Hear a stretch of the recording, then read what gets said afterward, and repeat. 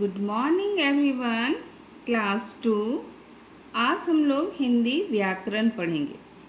हिंदी व्याकरण में हम आज पढ़ेंगे पाठ 6 लेसन 6 और इसमें है क्रिया।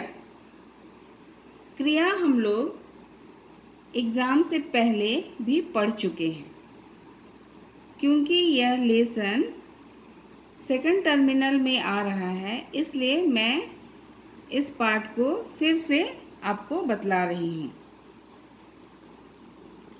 तो यह पाठ आपको मिलेगा पेज नंबर 24 में। सबसे पहले हम लोग जानेंगे क्रिया क्या है, क्रिया शब्द का अर्थ क्या है। क्रिया शब्द का अर्थ है करना। क्या है? क्रिया शब्द का अर्थ करना।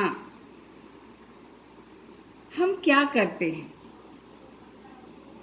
हम लोग कुछ ना कुछ करते हैं, उसे हम काम कहते हैं और हम काम ही करते हैं। जो कुछ भी हम करते हैं वह काम कहलाता है, यानी हम काम करते हैं।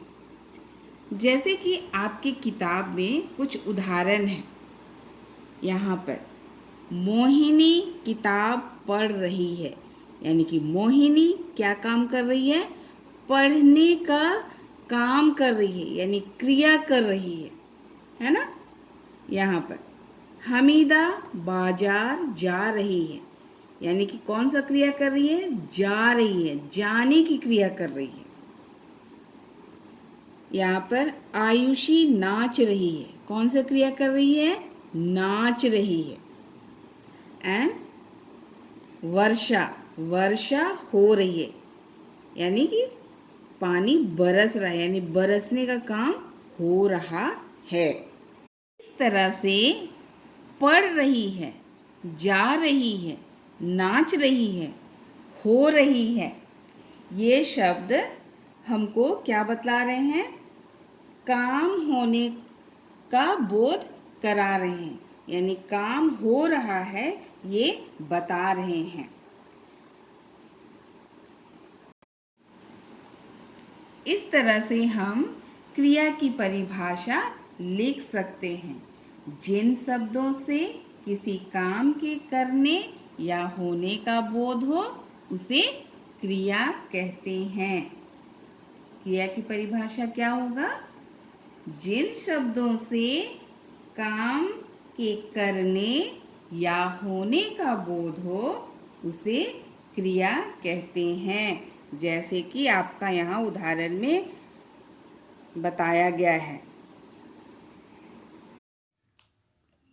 काम कौन करता है? काम हम लोग करते हैं, यानी कि व्यक्ति करता है। तो काम करने वाला व्यक्ति कर्ता कहलाता है। क्या कहलाता है? कर्ता। काम करने वाला व्यक्ति कर्ता कहलाता है। काम यानी कि कर्म, और काम के आधार पर ही क्रिया के दो भेद हैं। पहला है अकर्मक क्रिया और दूसरा है सकर्मक क्रिया। कर्म के आधार पर क्रिया के दो भेद हैं। पहला है अकर्मक क्रिया और दूसरा है सकर्मक क्रिया। अब आपको लगेगा कि अकर्मक क्रिया क्या है? काम जब हम करते हैं तो कभी कभी कुछ काम अपने आप हो जाता है। जैसे हवा चल रही है, पानी बह रहा है, तो ये काम तो कोई व्यक्ति नहीं कर रहा है, वो अपने आप हो रहा है। जैसे कि यहाँ पर वर्षा हो रही है, यहाँ पर कोई व्यक्ति काम नहीं कर रहा है, ये काम अपने आप हो रहा है। ये उदाहरण देखेंगे, आयुषी नाच रही है। तो यहाँ पर आयुषी नाच रही है, यहाँ पर कौन काम कर रही है? आयुषी। तो यहाँ पर आयुषी जो क्रिया कर रही है उसका सीधा फल किसको मिल रहा है? आयुषी को मिल रहा है ना? आयुषी को मिल रहा है। यहाँ पर कर्म का फल सीधा किस पर पड़ रहा है? कर्ता पर पड़ रहा है। तो ऐसी क्रियाएं भी किसके उदाहरण होंगे? अकर्मक क्रिया के उदाहरण होंगे। आयुषी नाच रही है, वर्षा हो रही है, यानी कि क्रिया का फल, सीधा फल किस पर पड़ता है? कर्ता पर पड़ता है। उसे हम कहेंगे अकर्मक क्रिया। तो हम अकर्मक क्रिया कैसे पहचानेंगे? पहचानने का हम एक सीधा सा उपाय आपको बताते हैं कि जिन वाक्यों में यदि हम क्या या क्यों लगाकर प्रश्न करेंगे तो उसमें कोई उत्तर हमें नहीं मिलेगा। जैसे आयुषी नाच रही है, क्यों नाच रही है?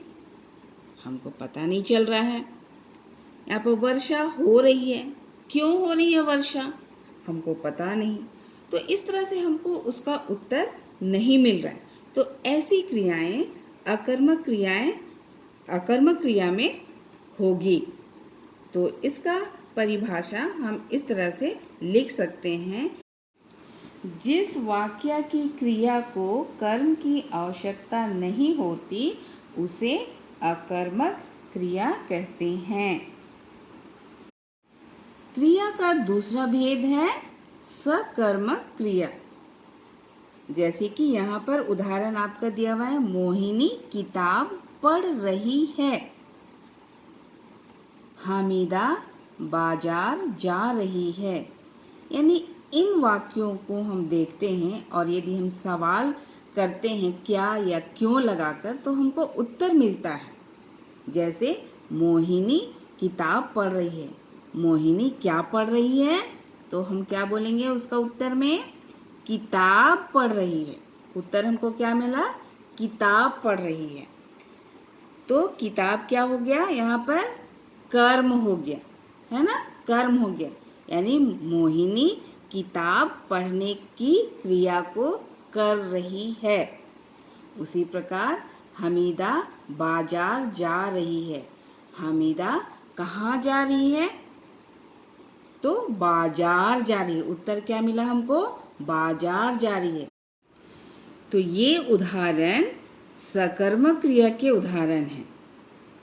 यानी जिस क्रिया में कर्म होता है उसे हम सकर्मक क्रिया कहते हैं। यानी जिस क्रिया में क्रिया का फल कर्म पर पड़ता है उसे हम सकर्मक क्रिया कहते हैं। इस तरह से हम लोगों ने आज देखा कि क्रिया किसे कहते हैं। क्रिया काम करने या काम होने का बोध कराता है और कर्म के आधार पर क्रिया के दो भेद हैं। पहला है अकर्मक क्रिया और दूसरा है सकर्मक क्रिया। तो आप अपनी किताब से इसको पढ़ेंगे, इन उदाहरणों को, और अच्छी तरह से समझेंगे। इससे पहले भी मैंने जो आपको एग्ज़ाम से पहले जो वीडियो दिया था उसमें मैंने आपको बताया था, आप उस वीडियो को निकालकर फिर से देख सकते हैं। दूसरे पार्ट में हम क्रिया के विषय में बतलाएंगे फिर से, और उसका क्वेश्चन आंसर जो बुक में अभ्यास के वर्क हैं उसको हम लोग करेंगे।